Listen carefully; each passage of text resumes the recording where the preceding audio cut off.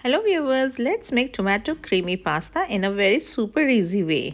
Step 1, सबसे पहले boiling water में थोड़ा सा सॉल्ट डालें और फिर जो भी पास्ता आप ले रहे हैं वो डाल दीजिए। पास्ता कई सारे शेप्स और नेम्स से बुलाए जाते हैं। मैंने यहाँ पर जो पास्ता लिया है ये है रोटीनी। एक और स्पाइरल शेप का पास्ता होता है जिसे फुजीली भी कहा जाता है।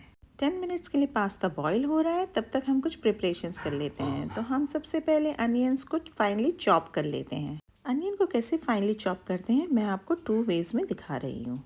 इसे हम प्लेट में निकाल लेते हैं। मैंने यहाँ पर 3 टाइप्स ऑफ कैप्सिकम्स लिया है। तो सबसे पहले मैं रेड कैप्सिकम को भी चॉप कर लेती हूँ। जितनी भी वेजिटेबल्स आप लें उन्हें सब एक ही शेप में काटें। इसी प्रकार से अब हम येलो कैप्सिकम को भी सेम आकार में चॉप कर लेते हैं।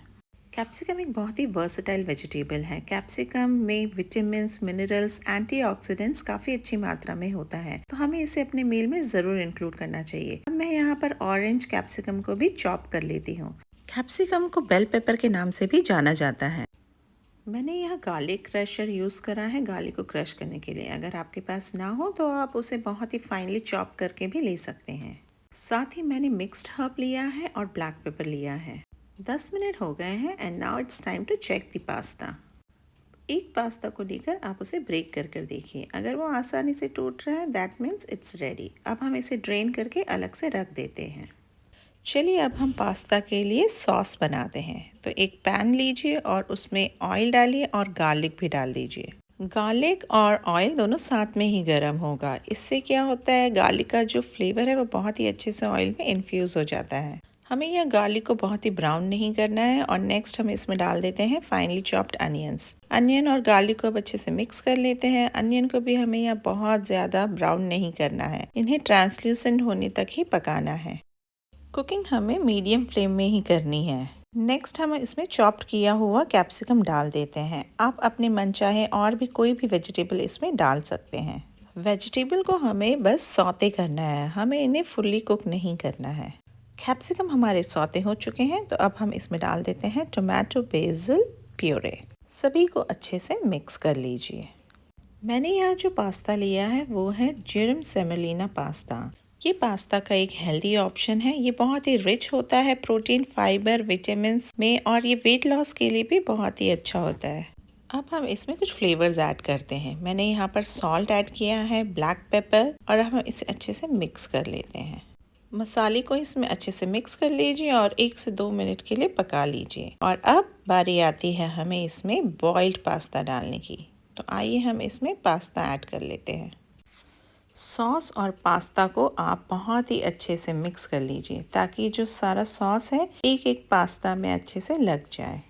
पास्ता वैसे तो इटली की डिश है, बट ये पूरे ही वर्ल्ड में फेमस है। हर कोई इसे बहुत ही चाव से खाता है। पास्ता एक बहुत ही वर्सटाइल डिश है। इसे हम बहुत सारे डिफरेंट सॉसेस के साथ बनाते हैं।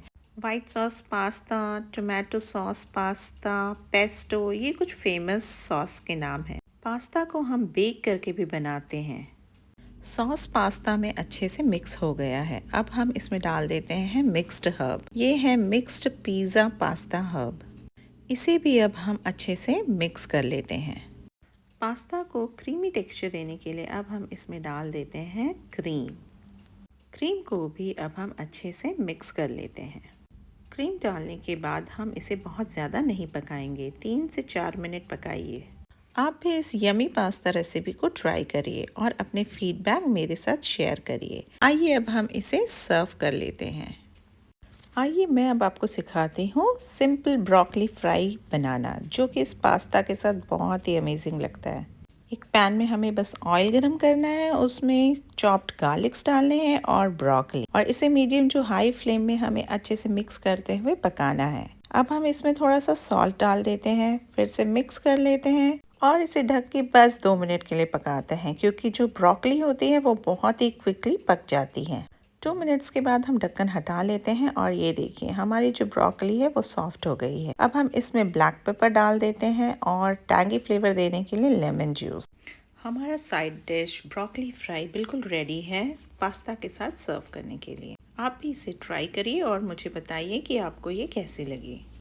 और भी ऐसी अमेजिंग रेसिपीज़ को ट्राई करने के लिए do subscribe to my channel food diaries 219। जल्दी मिलती हूँ नई रेसिपी के साथ।